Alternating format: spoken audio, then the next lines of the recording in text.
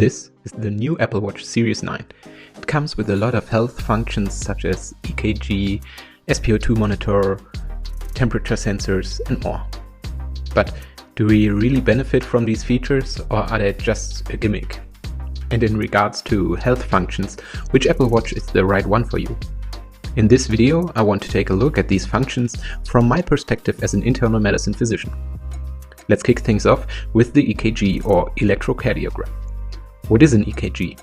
To answer this question, we first have to understand how the heart works. We all know that it pumps the blood through the lungs and the body by mechanically contracting and relaxing. This is, of course, simplified a lot. However, for this mechanical action to work properly, the muscle cells need an electrical signal to know when they have to work and when they have to relax. For this purpose, there are structures in the heart generating an electrical current, which is then conducted by something like little power cables running through the heart.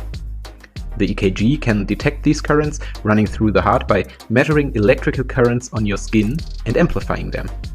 By taking the changes in the electrical current over time and drawing it as a curve, you get an EKG. This may look something like this, where every spike has a different meaning, but this isn't important for the purpose of this video. So let's take a look at the Apple Watch's EKG. For this to work, you have to close the electrical circuit by placing your finger on the side of the Apple Watch. The start of the circuit is right beneath the Apple Watch, and then you will close the loop by placing your finger here, and this ensures that the measurements are taken kind of through the heart. So the electrical current goes up the arm, through the arm, down your other arm and to the watch again. So let's take a look. This may not be a perfect reading because at best you should rest, you should place your arm on a surface and hold very still, but let's try it out anyways.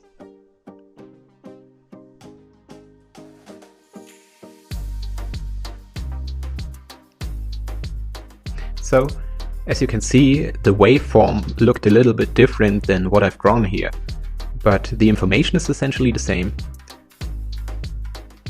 There are about 1 million things you can read on an EKG besides heart frequency. For example, is the current generated at the right location? Is the current regular or irregular? Is there damage to the muscle? Is the heart bigger than it should be? And so on and so forth.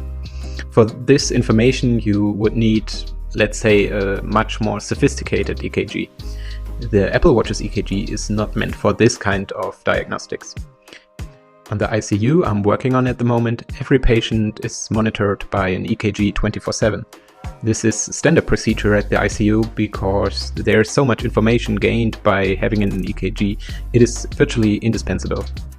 But the problem with the Apple Watch's EKG is that it's not 24/7, like on our ICU for example. It's not active all the time. It only writes an EKG when you actively tell the watch to write an EKG. That means, first of all, you have to notice there is something wrong with your heart, which is sometimes not even the case. So sometimes your heart will have an irregular rhythm, but you don't even notice it. Second, the problem would have to be minor enough that you're still able to write the EKG, which is also sometimes not the case with some rhythm disorders. And lastly, there's only so much the Apple Watch can detect anyway, including a too slow or too high heart rate and atrial fibrillation. So what is atrial fibrillation?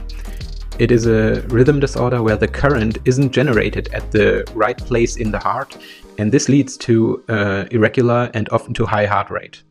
This is a very prevalent condition, especially in elderly persons. So one could argue that the Apple Watch is able to detect more cases of atrial fibrillation, which would be a huge benefit.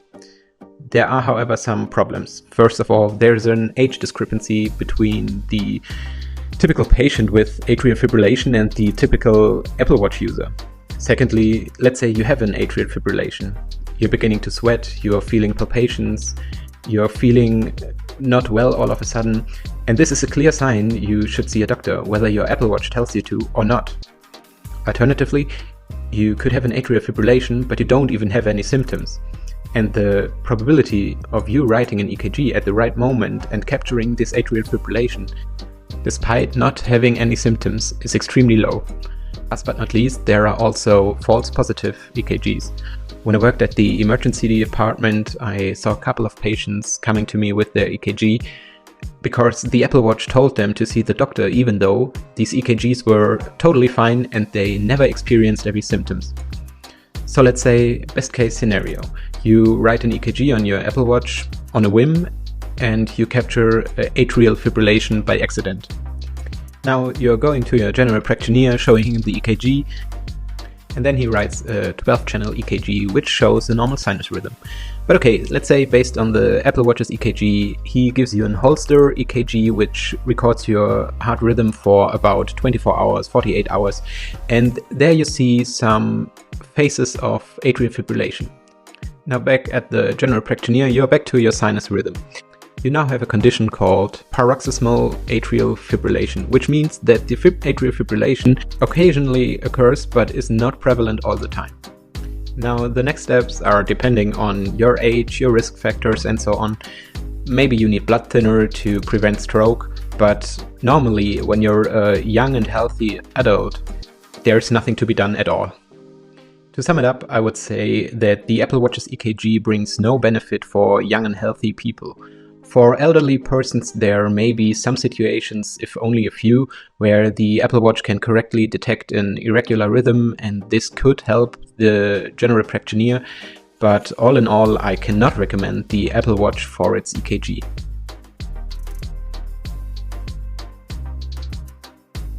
Okay, now let's go on to the next measurement, blood oxygen saturation. First of all, we again need to understand what blood oxygen saturation is. In simple terms, it's as follows. Blood cells contain a molecule called hemoglobin. This molecule is able to bind 4 oxygen molecules and helps transport oxygen throughout the body. Now, SpO2 is the amount of hemoglobin that is saturated with oxygen. When you're a healthy young adult, your SpO2 level should be about 95 to 99 or 100%. Now let's also assume that the Apple Watch gives you an appropriate measurement of your blood oxygen. From my experience, this is actually the case. I tested this by measuring my blood oxygen using transmittance pulse oximetry devices from work, which are proven to be more accurate, and then comparing the results to the Apple Watch's readings. And it turns out they are quite accurate.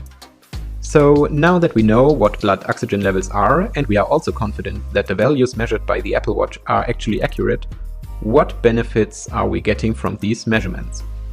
The problem is actually similar to the EKG. There are some conditions like respiratory infections or COPD that may result in low oxygen levels. But in all of these, there are other signs that you are ill and there is little benefit in knowing your blood oxygen level. Let's say you are an elderly patient with a mild pneumonia. There will be a lot of symptoms pointing in that direction and a lot of reasons for seeing a doctor that you don't actually need the measurements. On the other hand, let's say you are a young and healthy adult and caught a simple respiratory virus. You feel a little bit sick, but it's nothing major. Your blood oxygen may be down to 92 or 93% or so, but this is actually in itself not really a reason to see a doctor. My point is, when the oxygen levels are so low that it matters, there will definitely be other signs that you should go and see a doctor. You don't need your blood oxygen for that. The one case I can think of where this measurement might come in handy are regarding sleep apnea. It's a medical condition where in your sleep you stop breathing for a short amount of time, and this can have various causes, but it normally results in a drop of blood oxygen and increase in blood pressure and heart rate. Since it's a sleep condition, patients often don't know about their condition at all. The Apple Watch may help diagnose sleep apnea, which would be helpful. However, this would mean the measurement of blood oxygen carried out by the watch would have to be in the exact moment where someone doesn't breathe and blood oxygen drops, which is normally only for a short amount of time. All in all, I have to say that the blood oxygen measurement is also more of a gimmick than an actual benefit, because the measurement would, in 99% of the time, have no consequence at all. Alright, so next up is the temperature sensor. So first of all, I'd like to point out that the Apple Watch does not function as a thermometer. It is not meant to and not able to take temperature measurements on demand, for example, when you're feeling ill and want to check your temperature. The sensors keep track of your wrist temperature overnight and try to estimate menstruation cycle based on temperature changes. From the data I found on PubMed, it seems like continuously measured wrist temperature can help track ovulation cycle and increase chances for pregnancy. Sadly, there weren't many studies about the Apple Watch and its measurements. But knowing Apple, it's safe to assume that their measurements are pretty reliable. Now, since this is not my field of expertise, I will not dive any deeper into this, but since data seems to suggest women with a pregnancy wish could benefit from these measurements, I will give this point to the Apple Watch. One should, however, be aware that it's in no way or form meant to be used for contraception, even though there is some data suggesting that temperature method for contraception does work. However, it's far too unreliable since it's depending on the quality of measurements and is highly susceptible to external factors such as alcohol consumption or infections, for example. Furthermore, the Apple Watch is no medical device and there are no studies providing any evidence for its use in contraception. And this is a key difference, isn't it? Using it to elevate chances of pregnancy, it either works or it doesn't. In the worst case, there is no harm done. Using it for contraception, however, or trying to diagnose underlying conditions with this device may do more harm than good. Another point I'd like to make is that for this sensor to work, you have to wear your watch during sleep. While some people may use it as a sleep tracker anyway and are comfortable sleeping with their watch on their wrist, other people, including me, are not. This is, in my opinion, again, limiting the usability of the Apple Watch as a health device. Another feature of the watch is crash detection. It is a feature on the newer Apple Watches that detects when you are in a car accident and automatically starts a countdown which, when you don't manually stop it, sends an emergency call playing an automated message as well as your coordinates. In my opinion, this is a very useful feature that you hopefully will never have to use. Sadly, it only works with a cellular Apple Watch or if your Apple Watch is connected to your iPhone. Since I haven't found any data about how accurately the watch recognizes accidents or how high the risk of false negative alarms is, it's hard to tell how useful this feature really is. But I think in principle it's a very, very useful and clever feature. Now on to sleep tracking. Whilst there is some evidence suggesting that wearables can measure sleep duration relatively accurate, it seems that devices aren't able to differentiate between different stages of sleep. Now, what do we make of that? What could we use this data for? Sure, we could set a sleeping goal and the watch may enable us to track whether we are able to achieve those goals or not. The problem is that the measurements might make it more difficult to achieve those goals. It's very likely that you won't be able to sleep pressured by the thoughts like, I have to sleep soon or I won't reach my sleep goal, or if I don't sleep soon, this will mess up my statistics. Whilst the measurements may make sleeping more difficult, there is little to be gained by tracking your sleep. For a healthy sleep, it's more important to have a good sleep hygiene and to listen to your body. If your body doesn't want to sleep, it may be better to just listen and stay awake than to frantically try and sleep to keep up statistics. In my opinion, sleep tracking offers very little benefit but may have adverse effects on your sleep. On top of that, you will have to wear the watch on your wrist while sleeping, which may annoy some people and negatively impact sleep quality. In the next section, I want to talk about the medication app on the Apple Watch. The medication reminder is, in my opinion, a great feature. Whilst it's nothing special and doesn't need any sensors, it's still a very good health application. Surely the same could be achieved by organizing medication intake with the Reminders app, but the medication app is far more convenient. The only downside to this is again that it is something mostly younger and technologically versed people will use, whereas the greatest benefit would be achieved with elderly patients which tend to forget their medication. All in all, there is nothing bad to say about this feature. It's, however, important to note that this is also available on the Apple Watch SE, for example, which would be a more inexpensive option to use this feature. Last but not least, let's talk about motivation features and sports tracking.